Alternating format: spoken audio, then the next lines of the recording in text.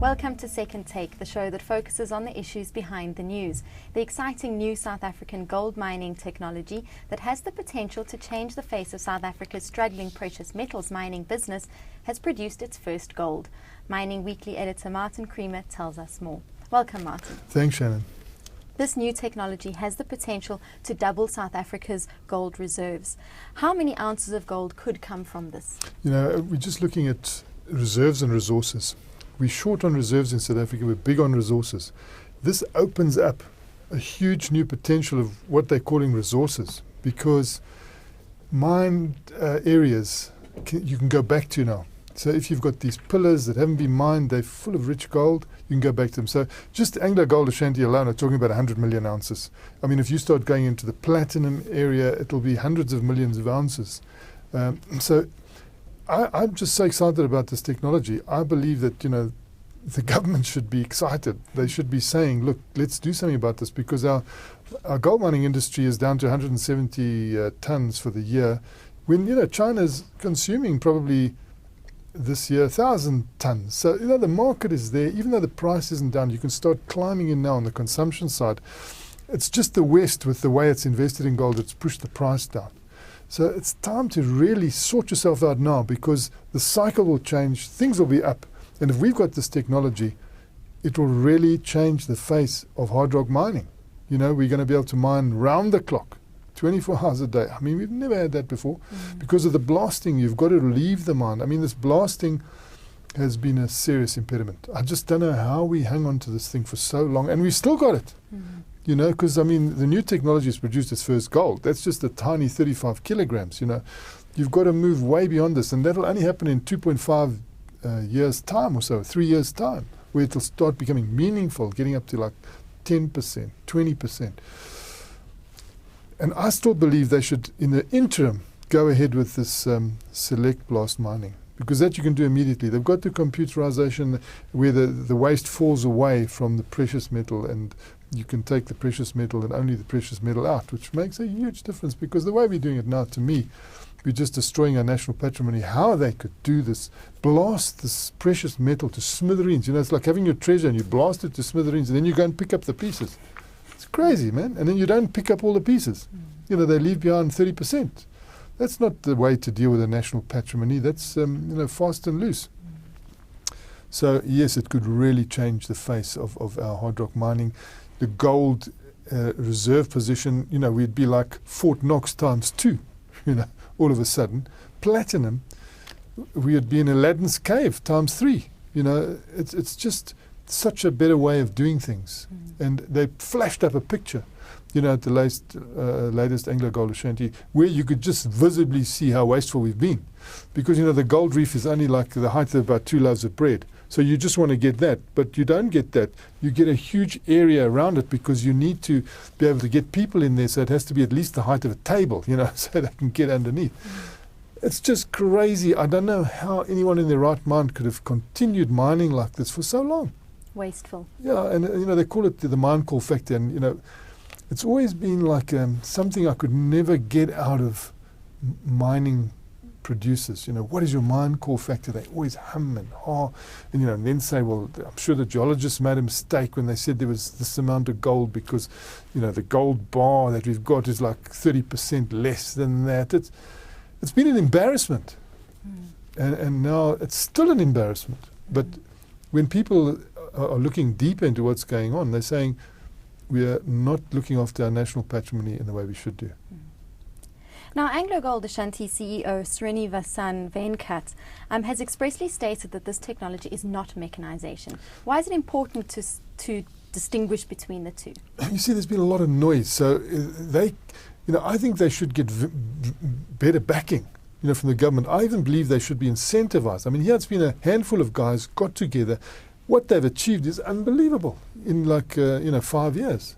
And, in 2.5 years, we will really be seeing this. It's a short time that they've been involved with it, as far as I'm concerned. If they had been incentivized and encouraged and said, look, if you do this, it's going to change our economy here. Just when we need those exports, they could have been giving them to us if they'd been helped. nothing is really done except embarrassment. So you get chirping from the labour union saying, oh, this is mechanization, we're going to lose our jobs. They're not going to lose their jobs. This is going to create sustainability for a long period of time, because you're going to create so much more wealth. You can deal with all the labour that you've got. You can retrain them because you're going to have so much more money. It's like having gold on tap, Turn the tap on and it flows out.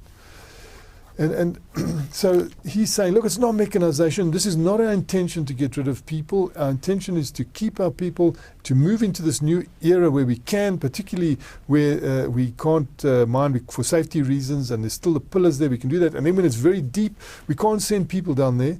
So, this is what it's for.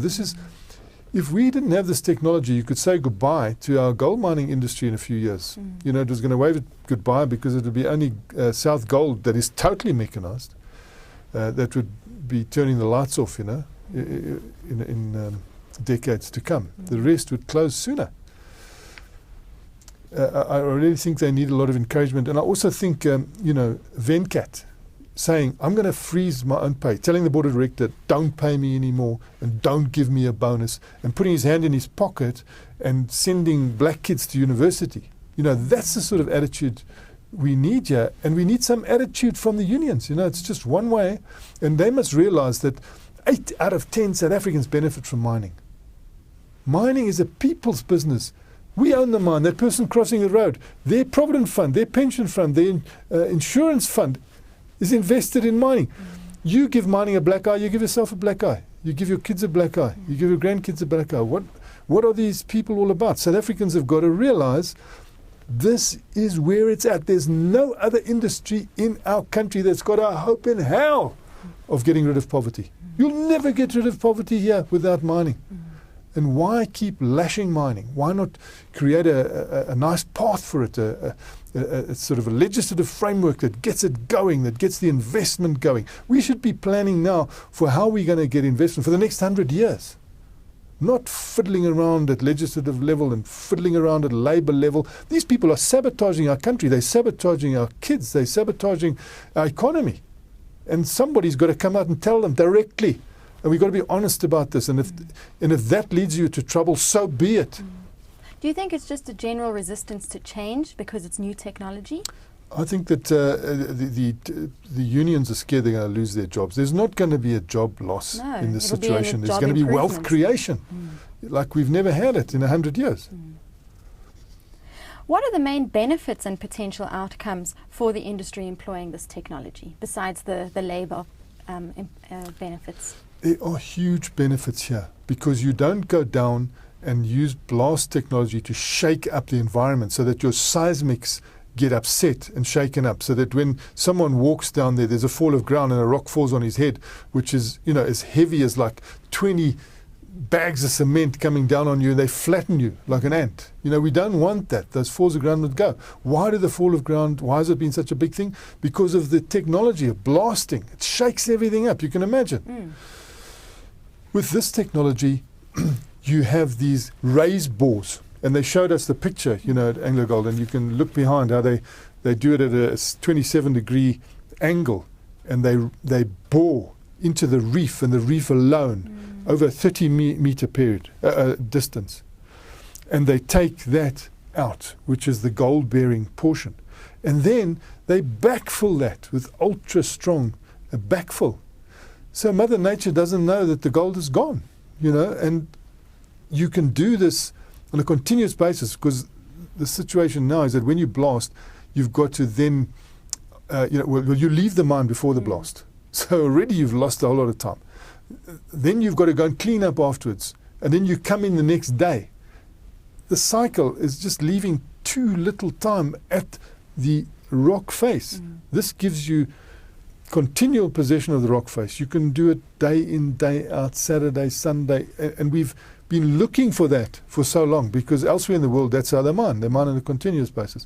And even if we have to change our migrant labour system now, which we've got to do, they're looking at miners working, if they are choosing to keep their rural roots, they will work for 4 months and they'll go home for 2 months, which means they can start having their own activities, having chicken hock down there and looking after the chickens and growing vegetables, and start building up their own little economy down there, so that we can phase out this migrant labor. You can't get rid of it immediately, but you can phase it out. This sort of helps that situation where you're bringing in the new technology that you can get gold on tap 24 hours a day. People can go away for long periods of time. It's a different system. I get the idea that this raised boring is like when you're testing cheese. Well, you put the thing in and you draw just that piece out. You just draw that piece out and it's not a test. This is real production. You get that gold out, all the gold, only the gold, all the time, safely. Round the clock. There couldn't be anything better than that. There is this issue of it being circular. So, some people are saying, well, how can you get all the gold out if it's circular? But it's going to be, as close as damn it. It depends on the frequency of the boring now is the thing. They take 3.2 days to bore a hole. They need to get quicker. They've got to do it at least in 2 days to catch up with the conventional. And then hopefully even more. And then with the backfill, I don't know how they're going to explain the fact that when you're circular, you can't possibly get every last bit of gold out, but it's pretty close. Well, that's what technology does. It improves. Yeah, so it's a huge improvement. Now, there's been early interest from other gold miners as well as platinum miners. How can Anglo Gold Ashanti ensure that it stays at the forefront? Well, look, it's got a early start advantage. It's got like 3 years head start on everybody else. And also, you have to make the equipment to suit your ore body. So it's not just a one size fits all. The equipment manufacturers will come in, see what sort of ore body you got, what you need. They're talking about custom-made drill bits. Maybe in different rock hardness, I don't know, but there will be a sort of a tailor making. And although they'll have the general idea, it seems that there will be an element of sort of especially designing something for various mines. So, Harmony Gold has expressed interest. I'm sure every single gold miner will look at this very, very carefully. That's deep. And then the platinum miners, they definitely need to look at it because, their costs have always been higher than the gold miners. And so this brings you down the cost curve, and it does it so quite dramatically. And I think that it behoves them to look at it because, as Mark Kudufani pointed out, this is the people's industry. This is the industry for the people. You better do things well. And they better do things well. We all better do things well, because if you're not mining properly, you really are only a contractor. The government has given you a permission to mine for a certain period of time until your license, and then you must make the most of that. If you start destroying our national patrimony, that's not going to be looked at very favorably. People need to look at all the new methods, and they need to introduce them. They need to talk to these unions. The unions must understand there's huge wealth creation there. They're going to benefit. Their kids are going to benefit. Everybody's going to benefit. And we've got this huge treasure. Let's turn it to the optimum account. Well, we'll watch the space. We will do. Thanks very much, Martin. It's a great pleasure, Shannon. That's the show for today. Join us again next time for more news and insight into what's happening in the mining world.